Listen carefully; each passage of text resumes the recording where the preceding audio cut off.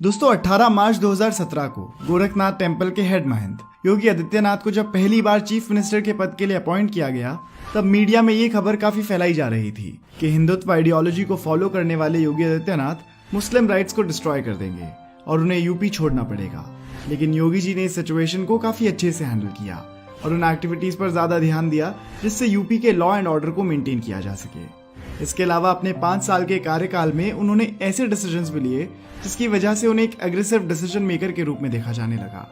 जिसकी वजह से न सिर्फ उत्तर प्रदेश में बल्कि पूरे देश में इनकी पॉपुलैरिटी काफी बढ़ी।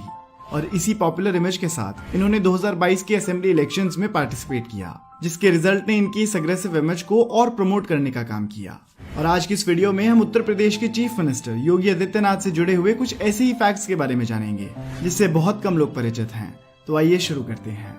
नंबर 1, 2022 के यूपी असेंबली इलेक्शन से पहले सोशल मीडिया के माध्यम से ये खबर काफी स्प्रेड हो रही थी कि योगी आदित्यनाथ के अगेंस्ट टोटल 138 क्रिमिनल केसेस हैं, जिसके बारे में सही इन्फॉर्मेशन कलेक्ट करते हुए कई फैक्ट चेकर वेबसाइट्स ने ये क्लेम किया कि असेंबली इलेक्शंस के दौरान फिल किए गए इलेक्शन एफिडेविट्स में योगी आदित्यनाथ के अगेंस्ट किसी भी क्रिमिनल केस का जिक्र नहीं था। लेकिन आपको बता दें कि 2017 में फिल किए गए एफिडेविट्स के अकॉर्डिंग योगी आदित्यनाथ के अगेंस्ट 4 क्रिमिनल केसेस थे, जिन केसेस को उनके कार्यकाल के दौरान ही डिसमिस कर दिया गया।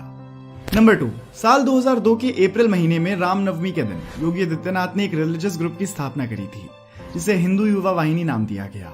ये ग्रुप खुद को हिंदुत्व और नेशनलिज्म के प्रति समर्पित ग्रुप के रूप में डिस्क्राइब करता है, जिसका मेन उद्देश्य काउ प्रोटेक्शन और लव जिहाद जैसे इश्यूज के खिलाफ फाइट करना है। लेकिन अपनी बढ़ती पॉपुलैरिटी के साथ इस ऑर्गेनाइजेशन को काफी क्रिटिसिज्म का भी सामना करना पड़ा, स्पेशली उनके एंटी रोमियो स्क्वाड्स के लिए, क्योंकि कई लोग इस ग्रुप के नाम पर वायलेंट एक्टिविटीज को अंजाम दे रहे थे। वैसे तो योगी जी को मेनली उत्तर प्रदेश में उनके द्वारा लॉ एंड ऑर्डर को मेंटेन किए जाने के लिए अप्रिशिएट किया जाता है, लेकिन आपको बता दें कि जुलाई 2018 में Indian prime minister Narendra Modi और साउथ कोरिया के प्रेसिडेंट मून जाए-इन के मौजूदगी में इन्होंने एक ऐसी फैक्ट्री को इनॉग्रेट किया जिसे world's largest smartphone manufacturing factory बताया गया, और ये फैक्ट्री नोएडा में मौजूद है। नंबर 4, योगी आदित्यनाथ की एक चीज जो उनकी सफलता के लिए सबसे ज्यादा रिस्पॉन्सिबल है, वो है उनकी डेडिकेशन। और अपने काम के प्रति योगी जी की डेडिकेशन का अंदाजा आप इसी बात से लगा सकते हो कि 20 अप्रैल 2020 को जब इनके पिता का निधन हुआ था, तो उस दौरान उन्होंने अपने पिता के अंतिम संस्कार में भी पार्टिसिपेट नहीं किया था,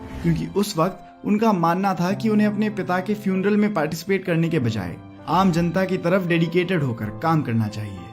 अपने पिता की मृत्यु के बाद उन्होंने एक इमोशनल लेटर लिखा जिसमें उन्होंने कहा कि अपने पूज्य पिताजी के कैलाशवासी हो जाने पर मुझे भारी शोक है। अंतिम क्षणों में उनके दर्शन की हार्दिक इच्छा थी, लेकिन कोरोना वायरस के खिलाफ देश की लड़ाई को यूपी की 23 करोड़ जनता के हित में आगे बढ़ाने के कर्तव्य बोध के कारण मैं नहीं पहुंच सका। नंबर 5, 2020 के असेंबली इलेक्शंस के दौरान योगी जी को बुलडोजर बाबा के नाम से भी खूब फेमस किया गया, जो वास्तव में उन्हें क्रिटिसाइज करने के लिए उन पर किया गया कॉमेंट था। अपने कार्यकाल के दौरान योगी जी की सरकार ने अपराधियों माफियाओं की संपत्ति को सीज करने के साथ ही उनकी इलीगल बिल्डिंग्स पर भी बुलडोजर चलाने का काम करा था, जिसके लिए उन्हें काफी क्रिटिसाइज भी किया गया और कुछ लोगों के द्वारा उन्हें बुलडोजर बाबा का ये टाइटल दिया गया, जो आगे चलकर इन्हीं के लिए काफी फेमस हुआ। नंबर 6, अपनी पॉलिटिकल और रिलीजियस लाइफ के अलावा एक राइटर के रूप में योगी जी ने योग के ऊपर कुछ किताबें भी लिखी हैं, जिनके टाइटल हैं हाथ योग स्वरूप एवं साधना और राज योगा स्वरूप एवं साधना, जो फिलहाल Amazon और फ्लिपकार्ट जैसी ई-कॉमर्स वेबसाइट्स पर भी अवेलेबल हैं। योगी आदित्यनाथ के द्वारा लिखी गई बुक्स के अलावा योगी आदित्यनाथ के बारे में भी कई बुक्स लिखी गई हैं, जिसमें शांतनु गुप्ता के द्वारा लिखी गई the monk who became chief minister और द टाइम्स ऑफ इंडिया के रेजिडेंट एडिटर प्रवीण कुमार के द्वारा लिखी गई Yogi Adityanath the rise of a saffron socialist काफी पॉपुलर किताबें हैं।